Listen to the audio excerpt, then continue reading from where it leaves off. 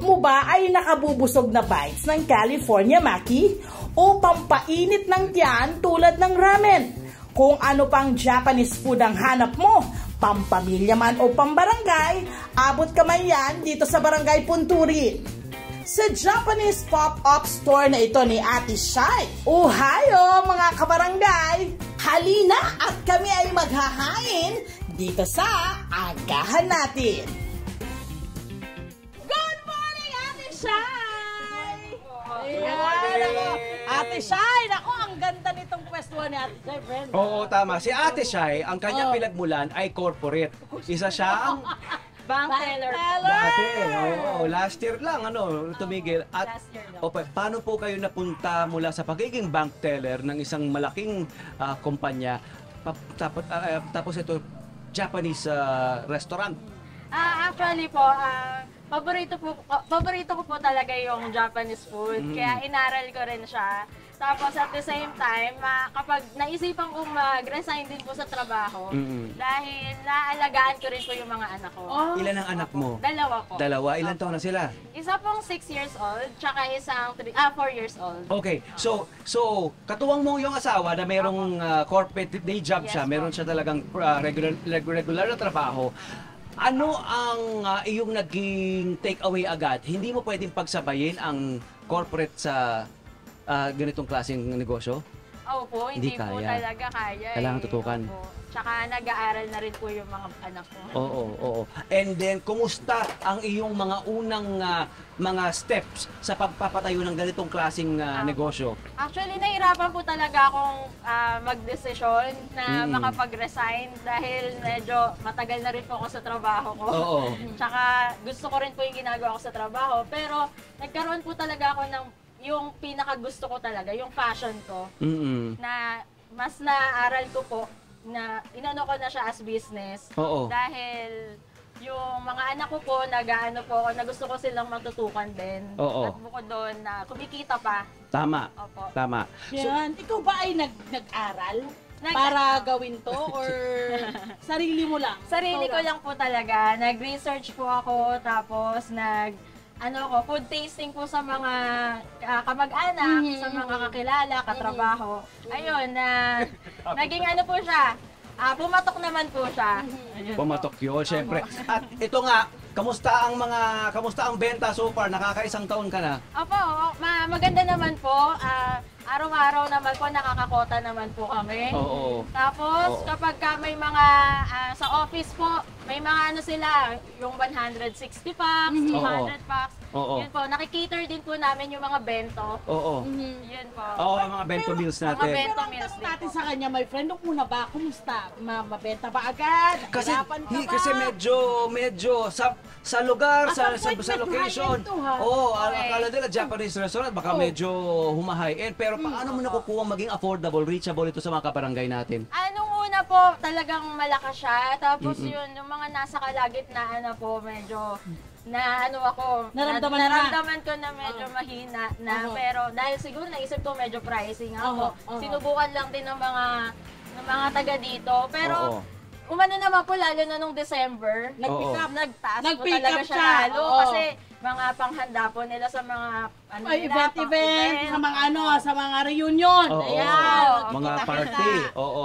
So Ito na. ang naging susi ay presyo, ginawa mong mas reachable, Opo, affordable. affordable. Bukod doon, yung lasa po niya, medyo lasang Pinoy din po talaga para... Nilapit mo sa lasa Opo, nila. para magustuhan din ng mga Meaning, pag Pilipino. sinabi mo panlasang Pinoy, parang manamis-namis. Opo, manamis-namis Yung din flavor po talaga profile niya, siya. mas may ganun. Opo, tsaka yung hindi ko po tinipid.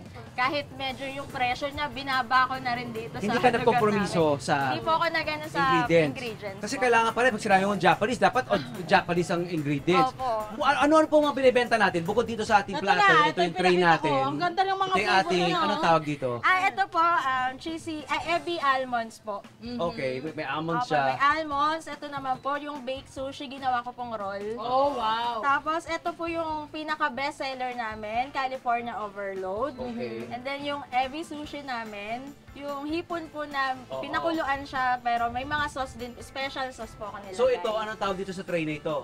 Small platter po Small siya. platter. Opo. For how much yan? Nagkakalaga po siya ng 740 pesos. Pero good for Good for sharing. how many Marami na na yan? yan. Ano na po yan? Good for 4 to 5 to 5. 6. Yes, Oo. correct. Okay, isa yung mga binibenta natin. Meron ka marami, ano? Meron siyang rice meals, meron Yeah. siyang rice balls, mga donburi, meron din siyang mga iba-ibang klaseng ramen. May ramen din kayo. Opo, may ramen. Ayan yung ramen natin dyan. Oh, meron tayong tonkotsu ramen. Ay, mainit. Diba? Meron din sa iba't ibang klase ng mga Gusto ulit pakita, ang ganda. appetizer, oh. pati mga fruit shake, no? May mga fruit shake ka na rin, di ba? Opo. Okay. Anong ginagawa natin pag-aaral dito? Di ba? Kasi parang ang wide ng selection natin sa menu. Opo. Yung mga lahat po ng nasa menu ko po talagang mga ano siya, nagugustuhan kong lasa. Ako po yung talagang nag-isip ng kung paano siya gawin, yung mga flavor. Tapos, ang kagandahan pa po sa mga shake namin, wala pong kahit anong preservatives. Ayun, Very good. okay. Opo, puro fresh po lahat siya. Very good. Opo. Okay, meron pa tayong ginagawa sa loob. Correct. Baka pwede natin Ano, ipakita. halika, Sa mga punta kaparanggan ako natin, sa sa loob, mga ha? nakikinig sa Radyo Agila, papakita ni Love ha, at paparinig natin sa inyo kung paano nga ba ito. Anong ipapakita natin dito? Gagawa po sila ng California sushi. California maki po. California Maki. Ang mga Pilipino, bakit kamo? Pag sinasabi natin bestseller ang California Maki, saan man dito sa Pilipinas, mga may Japanese restaurant, kasi kanin, ano? Gusto natin yan, kanin, tapos hindi overwhelming, hindi nakakabigla kasi iba kasi nilalagay nila ng raw fish, di ba? Apo. Ito wala, kung tutuusin, kaya madaling i-accept ng mga Apo. Pinoy, kahit mga bata, ano? Opo. Oo. Ano ba ang iyong sensibilities sa pagnenegosyo? Ano ang maaari mong ipayo sa kanila pagdating sa pagnenegosyo? Sa pagnenegosyo po, ang mapapayo ko po talaga, kailangan po natin ng mahabang PC. Ibig sabihin, malalim na bulsa, Oo. pasensya, mahabang pasensya. Mahabang pasensya. Yun nga po, malalim na bulsa. Tsaka, yung sa pagnenegosyo po talaga, kung ano yung gusto nyo, yun po yung, dun ka po talaga, kung saan yung passion nyo po. Oo kasi Opo. pag mahal mo yung gusto mo, doon ka mas Opo. asenso. Kasi po, lahat po to, ako lang po talaga. Passion talaga. Opo, passion ko po talaga Oo. siya. Lahat yan kagustuhan ko. Kaya nagawa ko po talaga siya ng Oo. ng tama. Ang ginagawa natin dito ay yung California Maki, di ba, Lab? Oo. Yan, California Maki. California Maki ginagawa namin. So merong tamang Japanese pagluto rice. nitong Japanese rice nila, di ba? May ganun. Meron din meron nilalagay ka rin may vinegar din. Meron din. po kaming Tama, no? timpla, sariling Tama. timpla po ng Oo, vinegar. kailangan meron. Oo. Nice. Okay, so ngayon, mula pag-isang taon ng iyong negosyo, magkano na ballpark magkano ba ang iyong ipinuhunan at magkano na ngayon ang ini-estimate natin pwedeng kitain dito? Bali, yung pinuhunan ko po dyan, nung nagsisimula pa lang ako nung online po, 4-5 lang po talaga yung nilabas ko. Opo. Kasi online lang po siya. Online. Pero nung nakapag-desisyon na ako na Standalone ka na. ng pwesto, namuhunan po ako ng 40,000 po. Yun na yun. Yun na po yun. Masasabi ba, safe ba sabihin na nabawi mo na? Nabawi ko na po Wow! siya. Opo. Mula anong oras hanggang anong oras ka bukas dito? Shai? Nagbubukas po ako from 1 p.m. to 9 p.m. po. Kasi ang market natin dito yung mga nagmimerienda. Opo, mga merienda po. Pero nag-accept po ako ng mga order sa umaga. Oo. Kasi po may mga okasyon po sila, yung mga customer ko, tuwing umaga po, pinaparedy na nila. Kinikater ko rin po yun. Wala po akong pinipiling oras. Shai, Love, kumusta ka na riyan? Eto, nalatag na namin yung Japanese rice. Ayan, so ngayon ang gagawin ay babalik na rin daw namin yung seaweed. Tama ba? Yun. Tapos may ang laki ng mango! Yan naman naman. Ito pong ito ba actual portion to? Ito pag kumain kami nito, yan mismo ang Yan po experience talaga. natin. Walang Opo. Wala po. actual Hindi portion. po nagtitipid talaga sa ingredients. Actual portion, actual sa serving size po yan. Ba, mahusay ah. Galing! O, ito naman po, ano po? Aba, meron din kayong... Keso! Oo, meron din Opo. kayong... Cheesy, ano po yan? Spam po. Oo, ibang level dito. tanggalin po natin. Ito po, ano pa po meron dito? Ito naman, may salmon ka rin. Opo, meron po akong salmon. Fresh po yan. Oo. Bali, ito po, yung spam rice bowl po. Yan, Yun. mga sariling ano ko lang din po lahat. Ito pwede natin subukan to kasi perfect na pang-agahan din. Pwede rin Opo. pang merienda rin natin to. Ito, my friend, Oh. nalatag na namin yung mango Okay. strip na dalawang malalaki. May nilagay din tayong, ano nga itong tawag dito, crab stick. At nilagyan din natin ng pipino. So ngayon, lalagay naman natin ito. Yun, Japanese mayo. Ayan. Nalalagay na natin yung Japanese mayo. Pagkatapos, i-roll na namin siya. Iuusog dito sa dulo. Okay. Anong tawag dito? Yung Yun, yung bamboo stick. Okay. Bamboo mat. Meron talagang trick, ano? I'm sorry. Naku, yung aking trick ay hindi naman na trick. Ah, lumalabas! Hoy! Okay, ano ba mga tips mo sa sa mga gusto mag-Japanese restaurant? Ay, sa Japanese restaurant po, ano pa rin po natin yung quality po ng mga ingredients natin. Opo, kahit mahal po, basta masaya po kung nakakain yung mga customers natin kahit medyo pricey po. Yun po ang mga Japanese food po. Ituloy mo lang yan, ha? Tingnan nyo naman to ating mga rice bowl dito. Japanese rice bowl.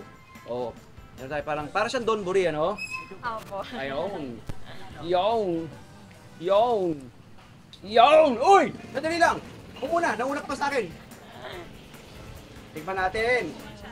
Uy! Nadali lang! Nadali lamang. Sarap, pati losos, ha? Opo. Panalo to. Good Thank job. you po. Maraming salamat. Maraming salamat. Nilalagyan Yun na na. namin ngayon ng fish roll.